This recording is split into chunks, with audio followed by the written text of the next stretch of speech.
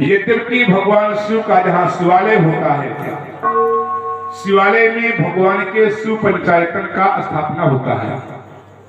शिव पंचायतन में भगवान महादेव का विराट स्वरूप शिवलिंग, नंदीश्वर, माता पार्वती, भगवान कार्तिकेय और गणेश जी।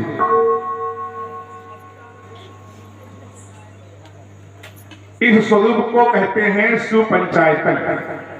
बात समझ लीजिए बहुत ध्यान से। भगवान शिव का विराट स्वरूप शिवलिंग जो आदि है, अनादि है, भेद है, नंदीश्वर, माता पार्वती, भगवान गणेश और कार्तिकेय, इन मूर्तियों के द्वारा भगवान शिव का शिव पंचायतन स्थापन होता है। लेकिन जब भगवान शिव की विशेष कामना के सहित किसी विशेष उद्देश्य के लिए, किसी विशेष मनोकामना की पूर्ति के लिए पूजा की जाती है तो भगवान शिव की अष्टमूर्तियों की पूजा की जाती है। इन अष्टमूर्तियों में भगवान कुबेर और वीरभद्र, इनकी भी स्थापना की जाती है। इन 5 मूर्तियों के साथ 3 मूर्तियां और बढ़ जाती हैं। कौन? कुबेर और वीरभद्र। कहीं कहीं पर वर्णन है कि कुबेर के साथ में कीर्ति मुख्य स्थापना की जाती है। ठीक है ना? आप इन अष्टमूर्तियों में चाहे कुबेर और वीरभद्र की स्थापना करके पूजा करें, तब भी उस सर्व मनोकामना को पूर्ण करने वाली साधना होगी। और अगर देखिए, यद्यपि वीरभद्र को नाम तो कहा जाता है वीरभद्र, लेकिन वीर और भद्र ये 2 गण हैं। ठीक है ना? वीर और भद्र भगवान शिव के जो मुख्य गण हैं, 2 गण हैं। इनका 2 नाम है, एक नाम है वीर, एक का नाम है भद्र। कहा तो एक में जाता है वीरभद्र, वीरभद्र। तो अगर आप अष्टमूर्तियों में चाहें तो भगवान नंदीश्वर, महादेव, पार्वती, गणेश, स्वामी कार्तिकेय, वीरभद्र और कुबेर, इनकी स्थापना करके विशेष मनोकामना की पूजा करें। अथवा वीरभद्र को एक ही मान लेंगे, भगवान शिव का गण मान लें केवल, तो आप कीर्ति मुख की भी स्थापना साथ में कर सकते हैं। पार्थिव पूजन जो होता है भगवान शिव का, पार्थिव पूजन में विशेषकर इन अष्टमूर्तियों की स्थापना की जाती है। जो लोग पार्थिव पूजन करवाते हैं, जिनके यहाँ पार्थिव पूजन का विधान होता है, रुद्राभिषेक का कार्यक्रम जो पार्थिव पूजन पर होता है, तो वहां पर इन अष्टमूर्तियों में कुछ विद्वान केवल वीरभद्र और कुबेर जी को पंचायतन में स्थापित करके अष्टमूर्ति मान लेते हैं। और कुछ विद्वानों की मति है कि कीर्ति मुख्य वीरभद्र, कुबेर, गणेश और स्वामी कार्तिकेय, पार्वती, नंदीश्वर और महादेव, इन अष्टमूर्तियों को एक साथ में स्थापित करके पूजन किया जाता है और इनका अभिषेक किया जाता है। भगवान श्री नंद की सो कहते हैं कि हे सनत कुमार जी, अष्टमूर्त्यात्मना विश्वा मधिष्ठायाम स्थितं शिवं भजस्व सद्भावेन रुद्रं परम कारणम्। इन अष्टमूर्तियों के स्वरूप में संपूर्ण संसार समाया हुआ है।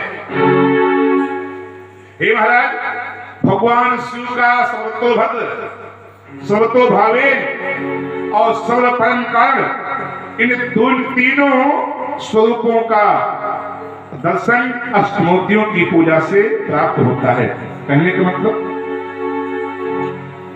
सर्वतोभद्र शब्द का मतलब होता है कल्याण। अगर सर्व प्रकार से कल्याण की कामना से अष्टमूर्तियों की पूजा करते हैं तो आपका कोई बाल बांका नहीं कर सकता है, हर प्रकार से आपका कल्याण होगा। सर्व परम कारण, अगर मेरी बात को ध्यान सुनिएगा, नहीं तो हम तो बताते चले जाएंगे, आप जाने आपको काम जाने।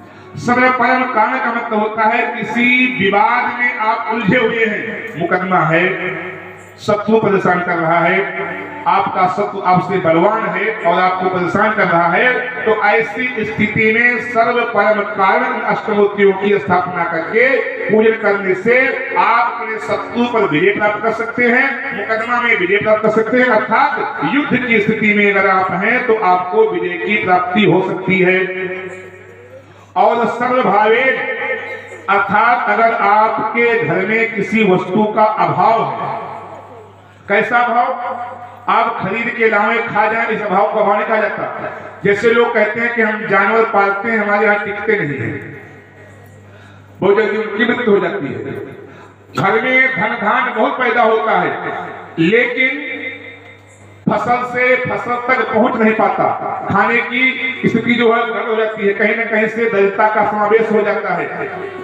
धन धान होता खूब है, लेकिन संतुष्टि अर्थात संतुष्टि का मतलब आपकी पूर्ति नहीं हो पा रही है, तो वहां पर सर्वभावे उद्देश्य से इन अष्टमूर्तियों का पूजन करना चाहिए। और फिर भगवान महादेव प्रसन्न होकर के इन 3 विधियों से जो व्यक्ति भगवान शिव की अष्टमूर्तियों के साथ पूजन करता है, उसके जीवन के समस्त दुखों को काट करके और अंततोगत्वा जीवन में उसके कल्याण ही कल्याण, सुख ही सुख, मंगल ही मंगल भर करके और जीवन के सारे सुख के सहित उसका जीवन व्यतीत होता है।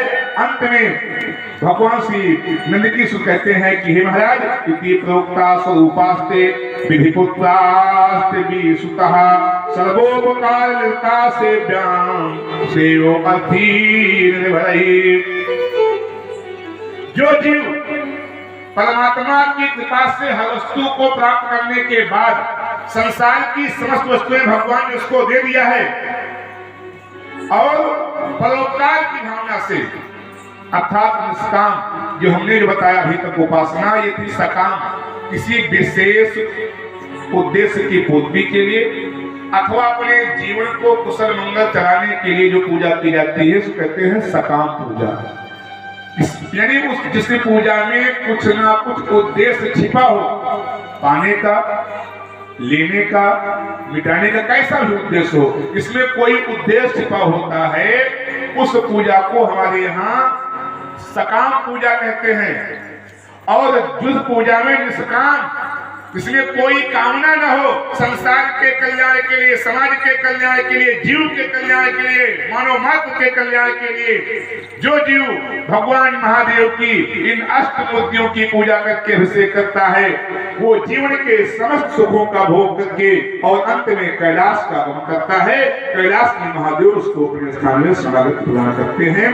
बोली राघवेंद्र सरकार की। स्वामी जी कहते हैं जीवा